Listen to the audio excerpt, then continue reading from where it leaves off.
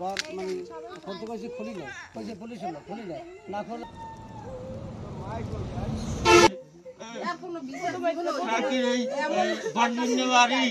দর্শক, আমি এই মুহূর্তে উপস্থিত আছি ঝালকাঠির কাঠালী উপজেলার বরতলা বাজারে। গত 1 মে রোজ বৃহস্পতিবার ভোর 4:30টার দিকে এখানে একজন দোকানদার, ওনার নাম মোহাম্মদ হারুন মিয়া, উনি এখানে 5টি দোকানঘর ছিল, ওনার দোকানে ব্যবসা করত। 5টি দোকানে সরোয়ার হোসেনের নেতৃত্বে একদল সন্ত্রাসী তারা এখানে পুলিশ পরিচয় দিয়ে ঘরে ঢুকে তাদেরকে হাত পা বেঁধে চোখ বেঁধে তাদেরকে নির্যাতন করে এবং টেরাঙে থাকা দলিল এবং স্বর্ণালঙ্কার নিয়ে যান এবং পরবর্তীতে তাদের অনেক লোকজন নিয়ে এসে বেকু মিশিং নিয়ে আসেন এবং একটি ট্রাক নিয়ে আসেন।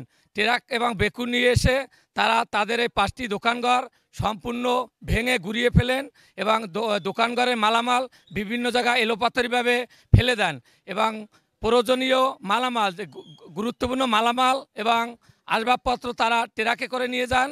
এ নিয়ে প্রশাসনের লোকজন এখন প্রতিদিন পাহারা দিচ্ছে, থানার পুলিশ এখানে পাহারা দিচ্ছে যাহাতে এই ক্ষতিগ্রস্ত পরিবার আর কোনো হামলা বা কোনো নির্যাতনের শিকার না হয়। আমরা এখন তারা ক্ষতিগ্রস্ত পরিবার এখন বিচারের দাবিতে এই বরতলা বাজারে সকাল 9টা থেকে এখন পর্যন্ত তারা মানববন্ধন করে আসছেন এবং তারা এই যে হামলা এবং নির্যাতন এবং লুট এর তারা বিচার চাচ্ছেন মাননীয় প্রধান উপদেষ্টার কাছে। আমরা এখন বিস্তারিত শুনব এই দোকান মালিক মোহাম্মদ হারুন মিয়ার কাছ থেকে। আমি মোহাম্মদ হারুন রশিদ। আমার মানে বৃহস্পতিবার 1/5/25 তারিখ বৃহস্পতিবার ভোরে অনুমানিক 4টে থেকে 4:30টার পরে একদল লোক আইসা আমার ঘরের দোকানের পিছনে বাসায় বলছে যে আমরা পুলিশের লোক খোলো। তারপর আমরা খুলছি, খোলার পর আমাকে বান্ধিয়া, আমার ঘরে 7 জন লোক ছিলাম, 7 জন লোক বান্ধিয়া ওখানে মালামাল যা ছিল সব নিয়ে গেছে, সোনা গয়না, মোবাইল টোবাইল, টাকা পয়সা। এরপর যাইয়া বান্ধিয়া দালই খারাই রয়েছে। খারাই থেকে এইদিকে আমার দোকানঘর, 5টি দোকানঘরের মালামাল এবং ঘর সহ সব প্রায় অনুমানিক 100 মতো লোক আইছে, ট্রাক আইছে, বেকুয়াইয়া তারা ভাঙচুর করিয়া 1-1.5 ঘন্টার ভিতর মালামাল নিয়ে চলে গেছে। দর্শক, এখন আমরা শুনবো যে হারুন মিয়া, ওনার মেয়ে 9ম শ্রেণীতে পড়ুয়া মেয়ের কাছ থেকে আমরা কিছু শুনবো। আমরা এখন আমাদের হুমকি দিয়েছে, আমাদের মারছে, বলছে যে সরোয়ারের লোকরা বলছে তোরা স্কুলে যাওয়ার কালে তোরা এখন কিছু না করতে পারি, স্কুলে যাওয়ার কালে তোদেরকে মানে নিরাপত্তাহীনভাবে আমরা ভুগতাছি। আমরা এখন নিরাপত্তা পাচ্ছি না, ভবিষ্যতে আমাদের ভবিষ্যৎ কী হবে? আমরা স্কুলে এখন যেতে পারতাছি না। আমরা স্কুলে যাবো কি, আমাদের গাড়ি ভাড়ার টাকাটা পর্যন্ত নাই, আমাদের সব কিছুই করে ফেলাইছে ওরা। আমরা শুনবো ওনার স্ত্রীর কাছ থেকে। আমার এই 7 জনে এখন না খাইয়ে থাকতে আছি, মানুষে খাওয়াইতে আছে আমার এই ব্যবসার বিজনেস দা আমরা এই 7 জনে চলছি। আমার জায়গা নাই, জমি নাই, টাকা নাই, পয়সা নাই। আমি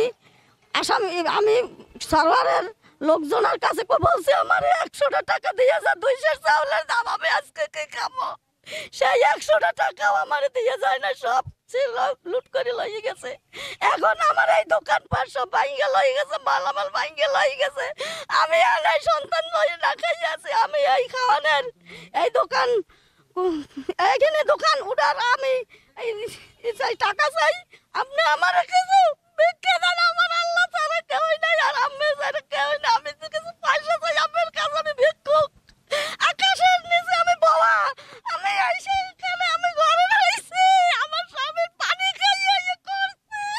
আমরা ওনার এই পুত্রবধূর কাছ থেকে কিছু শুনবো।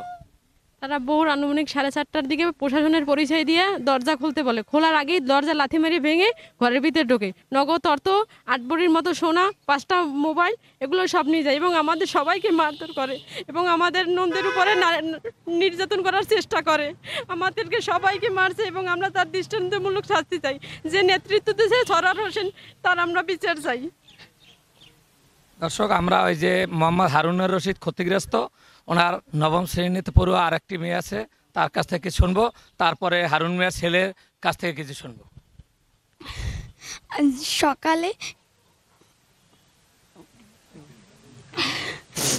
সকালে তারা পুলিশের প্রশাসনের লোক কইয়া আমাদের বাসায় ঢুকে আমার বাবা ভাইরে মায়েরা আমাদের হাতে হাতে হাত বাঁধে, তারপর আমাদের সব কিছু লুটপাট করছে, তারপর আমাদের হুমকি দিচ্ছে যদি আমরা পুলিশের দ্বারা যদি কিছু করি তাহলে আমাকে হাত পা ভাঙিয়ে দেবে, এমন ভেঙে দেবে যেন ভিক্ষা করে আমরা খাইতে পারবো না। তারপর আমাদের আরও হুমকি দিচ্ছে তোরা যদি পুলিশের দ্বারা পারো তোরা আর স্কুলে যাইতে পারবি না, তোরা স্কুলে যাওয়ার কালি ভোর 4টার সময় আমাদের 7 জনকে অস্ত্র মুখে জিম্মি করে বাইন্দিয়া আমাদের আটকাই রাখছে এবং নাসির খান সরোয়ারের নেতৃত্বে তার ভাড়াটিয়া সন্ত্রাসীরা এখানে আমাদের দোকানপাট লুট করে নিয়ে গেছে।